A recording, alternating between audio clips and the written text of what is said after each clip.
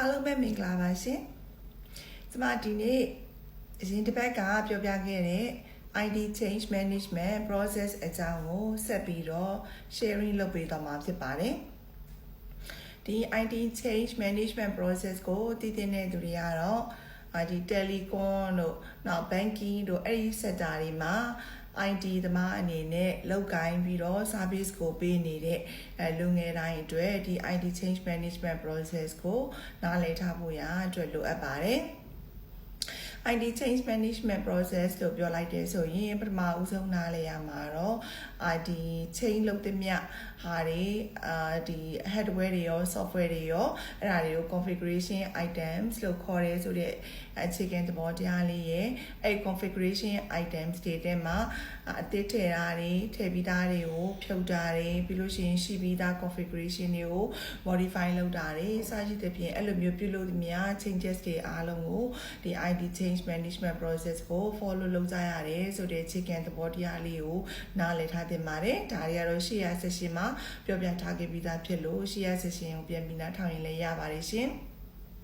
အခုဒီကနေ့ပြပြတော့မှာတော့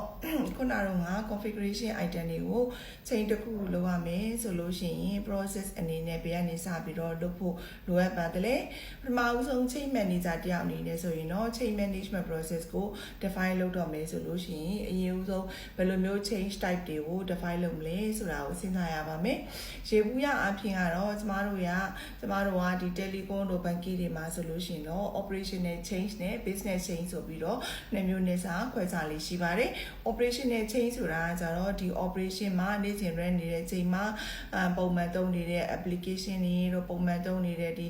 data center service တွေ infrastructure service တွေအဲ့ဒီပိုင်းတွေအတွက်ချိန်တာဖြစ်တဲ့ business change ဆိုတာကကြတော့ဒီ revenue တွေကိုဖန်တီးပေးနေတဲ့ revenue ဖန်တီးပေးတဲ့ငွေရှာပေးတဲ့ application တွေအဲ့ငွေရှာပေးနေတဲ့ services တွေအဲ့ service တွေကို new features တွေကို deploy လုပ်တာတို့ဒါမှမဟုတ်ဆိုရင်ရှိပြီးသား features တွေတက်ထပ်ပြီးတော့features တွေကိုပြင်တာတို့အစားရှိတဲ့ပြင်ပေါ့နော်ဒါမှမဟုတ် new feature တွေထပ်ထည့်တာဒါမှမဟုတ်လို့ရှိရင်ဒီ business marketing strategy အရာတခုခုထပ်ပြီးတော့ဘယ်လိုပြောရမလဲငွေရှာနိုင်ဖို့ရအတွက်ပေါ့ထပ်ပြီးတော့ဒီ pack တွေရောင်းတာတို့အစားရှိတဲ့ပြင်အဲ့လိုမျိုးဒီ revenue ရှာဖို့ရတဲ့ရည်ရွယ်ပြီးတော့သုံးတဲ့ application တွေမှာဒီ features တွေခု deploy လုပ်တဲ့အခါမျိုးတွေမှာဆိုလို့ရှိရင်ကျမတို့က business chain type ကို343တာရှိကြပါတယ်အဲကြောင့်အကြမ်းပြင်းနဲ့လွယ်လွယ်နဲ့ပြောရမယ်ဆိုရင်တော့ operation chain ဆိုတာကကြတော့ဒီ backend ကနေ run နေတဲ့ဒီ hardware တွေနဲ့ပတ်သက်တဲ့ဟာတွေဟိုမှာ patching လုပ်တာတို့ပေါ့နော်နောက်ဒီ OS တွေ upgrade လုပ်တာတို့နောက် switch တွေကို upgrade လုပ်တာ firmware upgrade လုပ်တာတို့အစရှိသဖြင့်ဒါမျိုးတွေက operational chain တွေဖြစ်ပြီးတော့ business chain ဆိုတာကကြတော့ဒီကျမတို့ telecom တွေမှာသုံးတဲ့သူတို့ရဲ့ဒီ digital application mobile application တွေမှာ features တွေထည့်ထည့်တာ pack တွေရောင်းဖို့အတွက်လုပ်ပေးတာနောက်ဒီ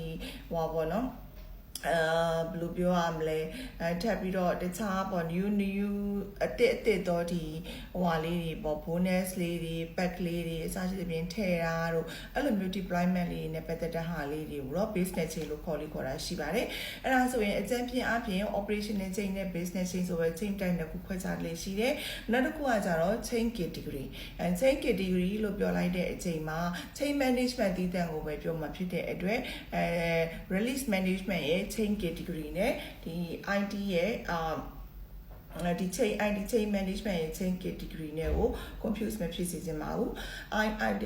ID chain management process အောက်က chain category လို့ပြောလိုက်တယ်ဆိုလို့ရှိရင်ကျမတို့ကသူ့ပေါ်မှာ define လုပ်မဲ့ဒီ standard operation procedure လို့ခေါ်တဲ့ set of procedure process တွေကိုဟိုဖြူအမဲတဲကွဲအောင်ရှင်းလင်းအောင် define လုပ်နိုင်ဖို့ရအတွက်ဒီ category ခွဲခြားရခြင်းဖြစ်တဲ့ဥပမာအနေနဲ့ဆိုရင် emergency chain လို့ပြောလိုက်တယ်ဆိုလို့ရှိရင်သူဒီ expert တိုင်းလုပ်ရမယ်ဒီ chain ကို execute လုပ်ဖို့ implement လုပ်ဖို့ရအတွက်မြန်မြန်လုပ်ဖို့လိုအပ်တယ်။ဘာကြောင့်မြန်မြန်လုပ်ဖို့လိုအပ်တယ်လဲဆိုတဲ့ justification တခုလည်းရှိရမယ်။ဥပမာ major incident phase ဖြစ် major incident phase လုပ်ဖို့ရအတွက်ဒီ emergency chain ကို raise ပြီးတော့ခါကြတော့ချက်ချင်းပဲ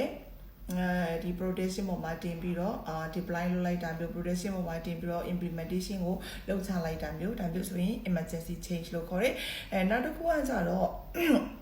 ဒီ major incident phase တွေတင်မကောက်ပေါ့နော် business requirement urgency business ရဲ့ urgency အရာလဲကျမတို့ကတစ်ခါတလေမှာ emergency chain category ကိုသုံးလေးရှိကြပါတယ်။ပထမဦးဆုံးချိန်တွေကတော့ emergency chain ဒုတိယအနေနဲ့ကျတော့ normal chain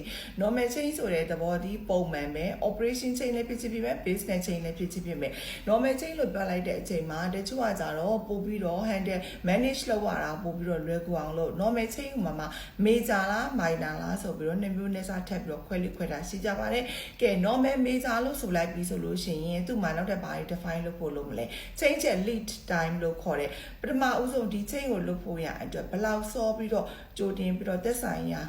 technical သမားတွေကိုအကြောင်းကြားဖို့လိုတယ်လေဆိုတဲ့ change lead time တွေကို define လုပ်ကြလိရှိပါတယ်နောက်တစ်ခုကကြတော့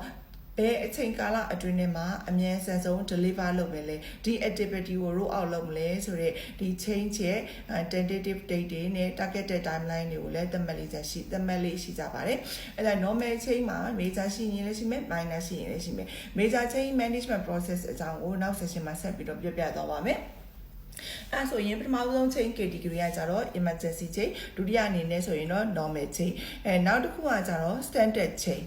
standard chain လို့ပြောလိုက်တယ်ဆိုလို့ရှိရင်သူက pre approved chain ဖြစ်တယ်ဆိုတာကိုသဘောပေါက်ထားမှာဖြစ်ပါတယ် pre approved ဆိုတဲ့အဓိပ္ပာယ်ကကြိုးပြီးတော့ approve လုပ်ထားပြီးသား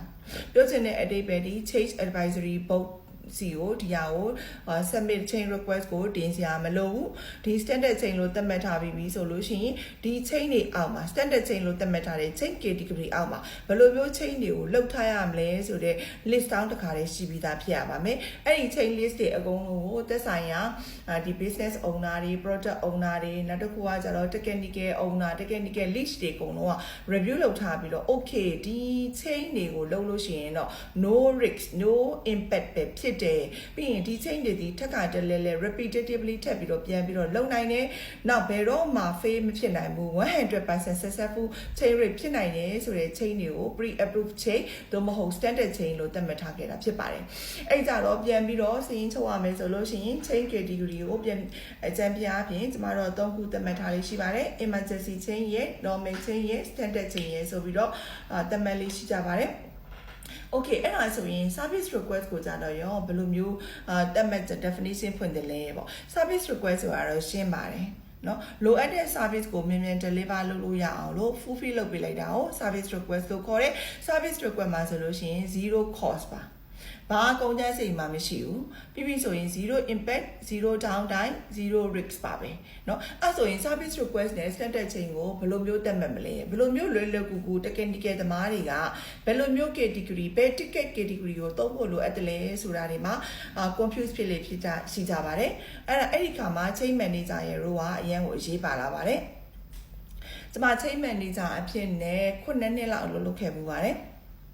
အဲ့ဒါ chain manager တယောက်ရဲ့တာဝန်ဒီခုနတုန်းကလိုမျိုး chain type တွေ chain category တွေကို define လုပ်ရုံနဲ့မရပါဘူးသူဒီ chain catalog ကိုလည်းပြင်ပေးရပါမယ်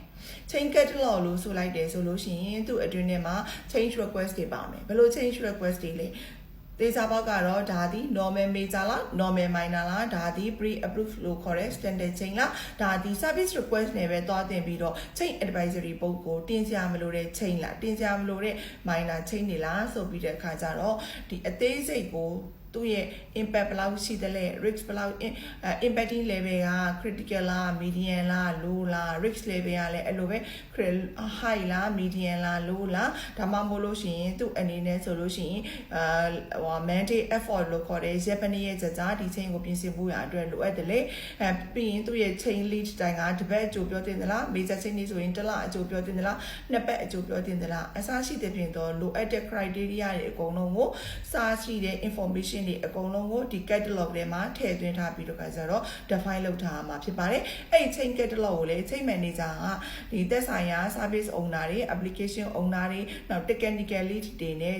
timing ဆွေးနွေးပြီးတော့ပြင်ဆင်ပြီးပြီဆိုလို့ရှိရင်ဒီ senior management ရဲ့ approval ဒီ technical in charge ပေါ့နော်ကျမတို့ခေါ်ဆိုရင်တော့ CCR လို့ခေါ်တာရှိတယ်သူတို့ technical lead တွေရဲ့ approval တွေအကုန်လုံး written approval တွေအကုန်လုံးရေးပြီးတဲ့ခါကျတော့မှဒီ chain catalog ကို completely ready ဖြစ်အောင်လုပ်ထားရမှာဖြစ်ပါတယ်ပြီးပြီဆိုရင် chain catalog ကိုယ့်ရဲ့ team members တွေအတွင်းထဲမှာလည်း disseminate လုပ်ထားပေးရမှာဖြစ်ပါတယ်။